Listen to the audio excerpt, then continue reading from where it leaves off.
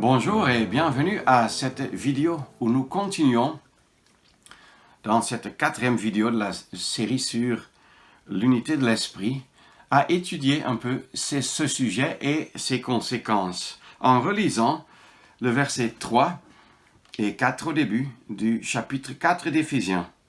Éphésiens 4, verset 3.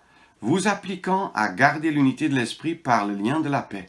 Il y a un seul corps et un seul esprit.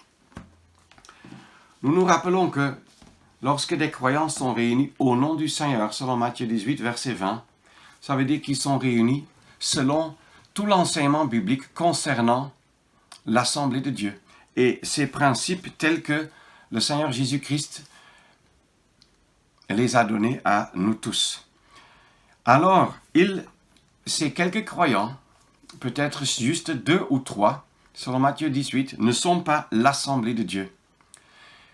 Mais ils expriment localement là où ils se trouvent, dans leur lieu géographique, que ce soit un quartier, une ville, un village, une agglomération, une métropole même. Alors, ils expriment là l'unité du corps de Christ. Et ils s'appliquent, si c'est bien, à garder l'unité de l'esprit dans le lien de la paix. L'unité du corps a été une fois pour toutes réalisée sur la base de l'œuvre de la croix, faite par Christ. Et ça a été réalisé le jour de Pentecôte par la descente du Saint-Esprit, qui a formé un seul corps, comme nous avons vu dans les vidéos précédentes. L'unité de l'esprit est une chose que l'Esprit de Dieu opère dans nos cœurs, dans nos pensées, dans nos mentalités et sentiments, pour nous faire comprendre que ce qu'il veut, c'est une unité rendue visible, une unité pratiquée, parce que d'abord, doit-on dire, les croyants, réunis au nom du Seigneur Jésus, sont un cœur, une âme, remplis de la personne et de la pensée de Christ, et ainsi ont un seul désir, que lui-même soit glorifié dans l'assemblée. Et lorsqu'ainsi ils se réunissent, c'est le Saint-Esprit qui opère une unité vécue, réelle, peut-être pas visible pour le monde, mais ça n'a aucune importance, mais réelle et vécue. Et nous avons déjà vu dans la dernière vidéo que l'assemblée réunie au nom du Seigneur Jésus-Christ, je dois plutôt dire le rassemblement réuni au nom du Seigneur Jésus-Christ, doit faire ce que toute l'assemblée de Dieu est appelée à faire, à savoir maintenir l'ordre divin dans la maison de Dieu, la sainteté, la justice, mais aussi ce qu'on a vu ici, l'humilité, la douceur, la longanimité, l'amour, tout cela résultant dans la paix. Une paix pas produite par les hommes, mais une paix en accord avec Dieu. Donc, la paix de Dieu sera certainement caractéristique pour un tel rassemblement. Donc, ce rassemblement qui prend donc des décisions tenant compte de l'assemblée de Dieu et de ses principes selon la parole de Dieu, prend les décisions pour l'admission, l'exclusion d'un méchant, l'admission d'un croyant, l'exclusion d'un méchant, c'est-à-dire de quelqu'un qui persévère dans un mal, soit moral ou doctrinal, ou bien aussi dans le constat de ce que quelqu'un qui avait été exclu s'est repenti et peut de nouveau être considéré, traité comme un frère, comme une sœur en Christ, et finalement sera aussi de nouveau admis à la table du Seigneur. Ça, c'est des décisions que ce rassemblement ne prend pas pour lui-même, mais au nom du Seigneur Jésus-Christ, qui est déjà donc autoritatif. Ça d'abord. Et de deux, elle prend ses décisions en tenant compte de l'ensemble de l'assemblée de Dieu. Je prends cet exemple. Si une assemblée prenons cet exemple, dans la ville d'Edea au Cameroun, admet quelqu'un qui a été refusé dans la ville de Puma au Cameroun, alors dans ce cas, cette assemblée à Édéa ne tient pas compte de l'unité qu'elle doit exprimer et se constitue comme une congrégation, comme un rassemblement indépendant qui n'a pas de souci pour ce que le Saint-Esprit a opéré ailleurs, ne se soucie même pas de ses frères et sœurs ailleurs, mais dit que chaque localité prend ses décisions de façon indépendante. Nous voyons dans la parole de Dieu que chaque rassemblement local réuni au nom du Seigneur Jésus est autonome, c'est-à-dire à sa propre responsabilité suite à la présence réelle du Seigneur Jésus dans ce lieu géographique. Mais avoir sa propre responsabilité et ses propres privilèges ne veut pas dire qu'on est indépendant des autres localités. Donc il y a une mesure d'autonomie, mais aucune mesure d'indépendance. Et c'est ce que nous devons tenir devant les yeux.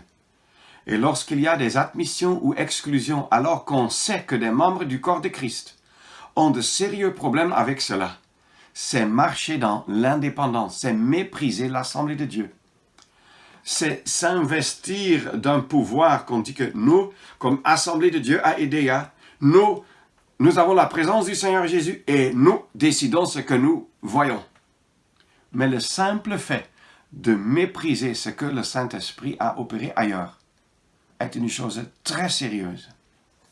Maintes fois dans les admissions et encore plus dans les exclusions, cela s'est fait. Et c'est une chose triste et une véritable déviation des principes de la parole.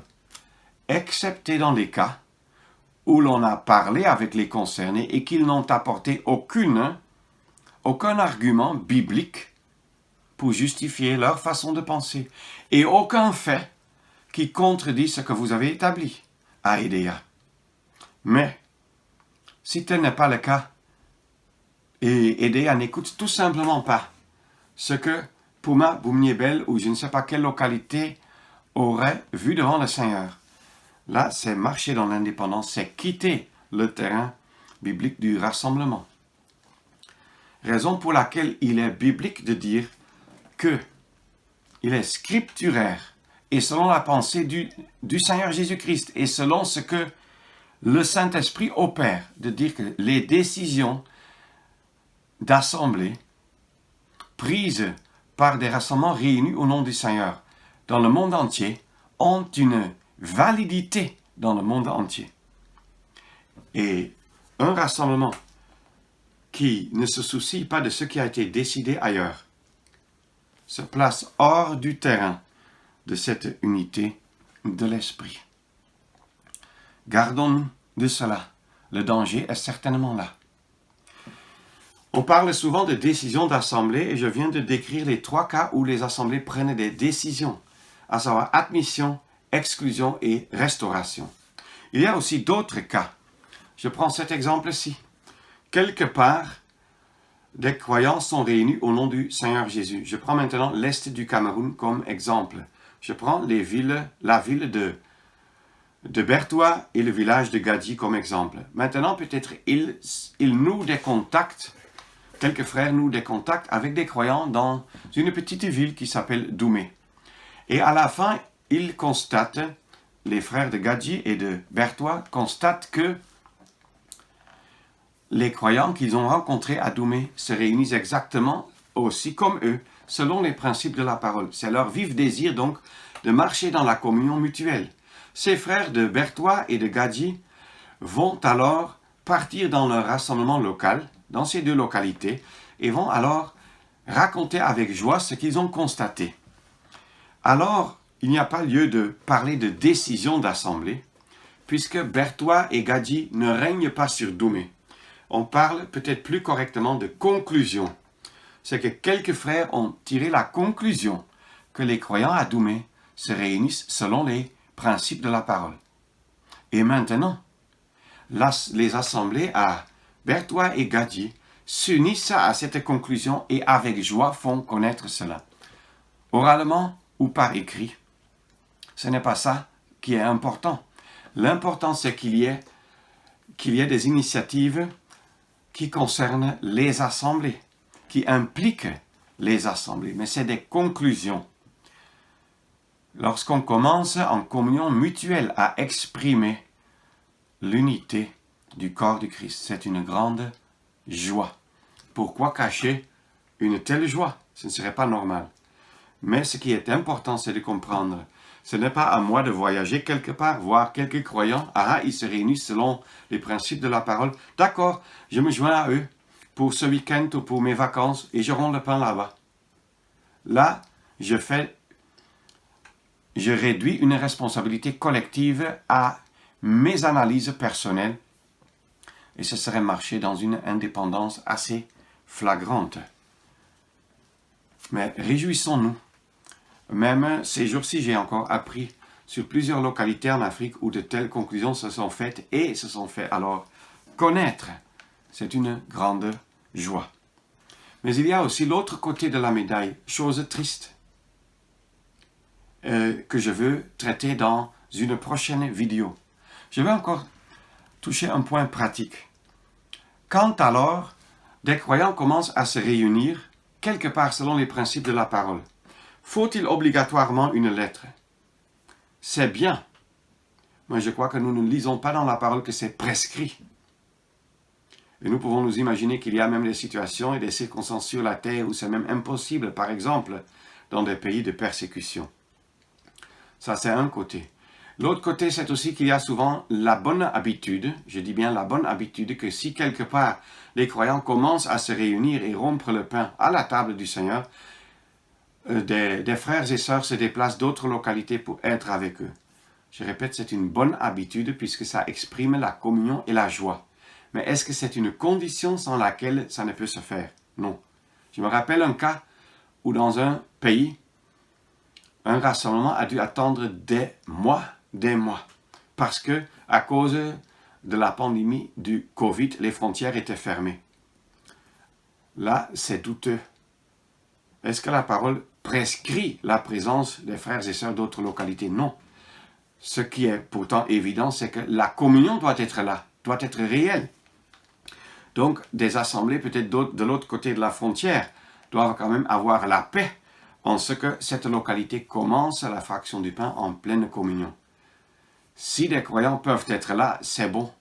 Mais on ne peut pas dire que c'est eux qui, pour ainsi dire, voyagent dans leur bagage avec la table du Seigneur pour l'amener dans cette localité. Ce serait faire trop de nous. Non, non, non, non. C'est le Seigneur qui voit ces choses. Nous tirons seulement la conclusion avec joie. Si nous pouvons être là, c'est bien. On peut dire pratiquement, c'est mieux parce que ça exprime la joie. Mais ne faisons pas d'une bonne habitude la condition sans laquelle rien n'est possible. Faisons là aussi attention parce que des questions m'ont aussi été posées à ce sujet. Restons près des principes scripturaires. Merci. Dans une prochaine vidéo, nous parlerons encore sur d'autres aspects. Merci.